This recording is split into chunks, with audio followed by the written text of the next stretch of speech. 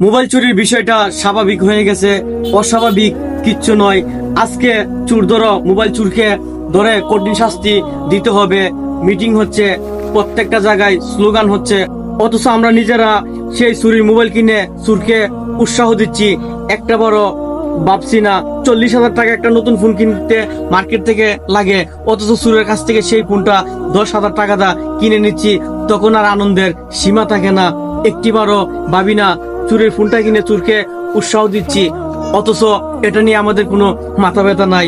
আমরা মুখোশের আড়ালে ভালো মানুষ সেজে থাকি আর চুরকে উৎসাহ দিয়ে যাচ্ছি। দিন দিন এগুলো থেকে বেরিয়ে আসতে হবে।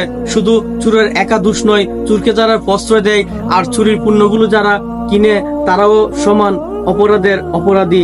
তাই যারা চুরির পণ্যগুলো কিনে চুরকে উৎসাহ দেয় তাদেরকেও কঠিন শাস্তি দিতে হবে, তাদেরকেও একটু ভেবেচিন্তে পথ চলতে হবে। শুধু চুরকে গালি দিবে না। নিজের ফোনটা যখন চুরি হয়ে যায় তখন থানায় যায় জিডি করতে, চুরকে অনেক ধরনের গালিগালাজ করি, অথচ আরেকজনের ফোনটা যখন আমার কাছে নিয়ে আসে চুরে বিক্রি করতে, তখন আনন্দের সাথে সেই ফোনটা কিনে নেই।